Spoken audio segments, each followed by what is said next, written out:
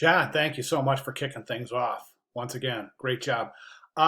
Looking great here so far. A few comments. We'll go through everything. I just want to address your writing first. Here's my work. So if you still need to do some shading, absolutely. I think you've got that down. I mean, based on our last assignment, I thought you did a really great job with development of the shadow and highlight areas. So follow suit there. And of course, if for a refresher for you, go back to week 3. Remember, week 3 was our um, color and typography. And into week 3 announcements, welcome to week 3. If you come down here, there's these really great tutorials on shading and highlight techniques.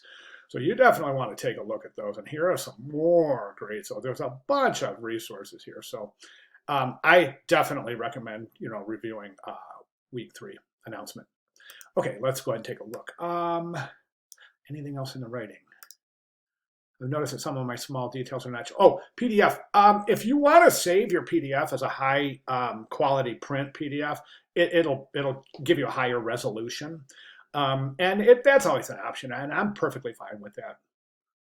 Okay, let's go and take a look. So, a couple of issues that I see are the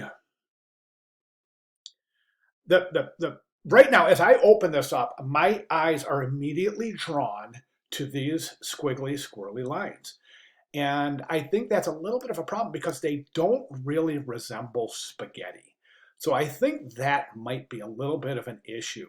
How do you depict spaghetti other than doing something like this?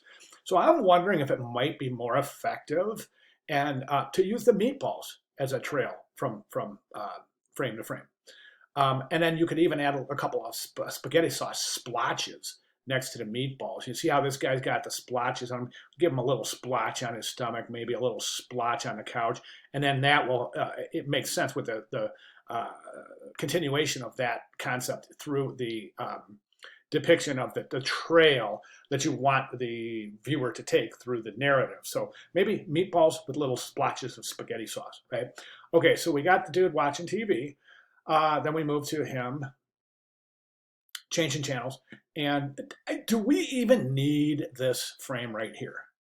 I mean, it's a great frame. If you're please keep it if you like it. But is it imperative to the narrative? So in other words, I mean, we know it's an imperative to the narrative that we see him changing channels. Why can't he just be watching the commercial? Do you see what I'm saying? So anyways, so we go there and now we come here to the spaghetti and then we don't know where to go. So being that we're accustomed to reading top to bottom, left to right, the inclination would be to go right over here to the next row and the next row. That's one of the reasons why we allow ourselves to guide the viewer through the composition. So we need a trail going from here to here, okay? So we go, okay, so watching TV, spaghetti, he gets hungry, right? This frame right here is a little bit difficult to determine exactly what it is. And I'm going to tell you the exact reason why. The reason is because right now he's got the red shirt. That's great. Got the belly showing. That's great. But we're not seeing his belt and we're not seeing the jeans. You see what I'm saying? So if there's a way that you can either add the jeans or even add maybe more of him, maybe more up to his, I don't know. Just we really want to make sure that that is reinforcing this. Okay, that's critical in this narrative. So he gets hungry, right? Now at this point, he goes to the cupboard and he's looking in and he sees just a rolling pin, right? So my recommendation here is this getting here is just like, how did we get here, right? So I would take the noodles and the sauce and I would place them in the cupboard. All right. So theoretically, we're going from the cupboard to this frame where he's preparing the spaghetti. Now, this frame is really confusing to me. Oh, by the way, this right here doesn't depict him because he's got that gray here, and the curly hair and the beard, but from behind, we're not seeing the gray hair. We're seeing a bald dude. So that reinforcement isn't depicted there. Okay, so you want to maybe a 3/4 view from behind where he's looking. That way you can show some attributes of his face. Okay, so we go. Now he's making the spaghetti. Now I don't know what this is. It's a bag. It seems like a bag with the illustration of pouring the spaghetti into the colander. But what we need to do at this point is we need to depict that he doesn't have a colander, or Better yet, that somehow he has broken the colander. Do you see what I'm saying? And that's one of the reasons why I suggested maybe removing this frame so we can add some sort of a frame showing the problem. The definition of the problem here is that he doesn't have a colander or something happened to his colander. Do you see what I'm saying? So otherwise it's not clear as how do we get from here to the light, like where you're not defining the problem. You're showing a solution or at least an idea. By the way, it would be great to give it one of these, along with the light bulb.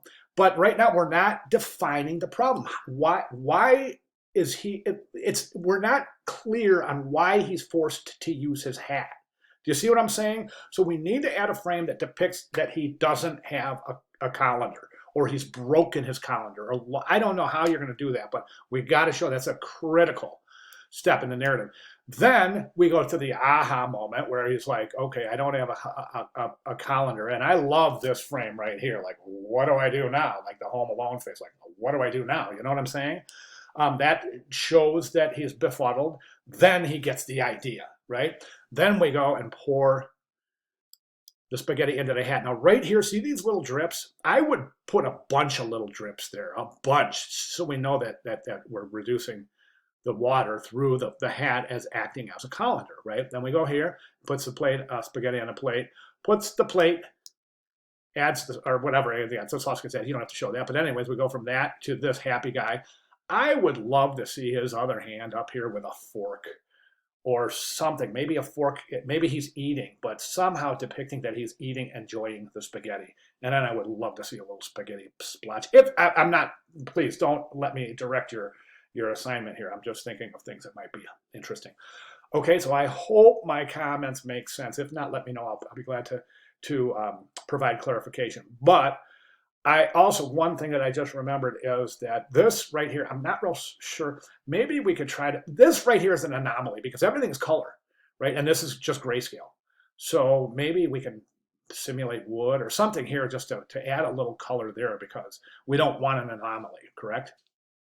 Okay, great job. If you have any questions at all, please let me know. But I think that I've identified some of the issues as I see them anyways, and I'm acting as an impartial viewer and also as, you know, as kind of like an art director. So I'm wearing a couple of hats here, but I just want you to understand this is what I'm seeing as I look at this, okay? So if I'm seeing some inconsistencies that are real, and I'm familiar with the assignment, so there's a real good chance that your viewer might see some inconsistency as well. Another really great recommendation is to show this to somebody. Show it to your family or your parents or your roommate, or I'm not sure what your situation is, but somebody who's in your house. We don't want to go out and show this to anybody at this point in time. No, we want to stay at home, right? Unbelievably weird times we're living in. Anyway, so we don't want to put anyone in jeopardy. We don't want to put anyone in danger, but we do want to get some eyes on this. So even if you can kind of like email it to a friend or something, say, hey, give me a quick synopsis of what's going on in here, and you'll get some great feedback therein. Okay, great job, John. Thank you very much. Of course, very important to ask me any questions if you have any at this point. I'll be glad to make any necessary clarifications. Awesome work. Thank you very much.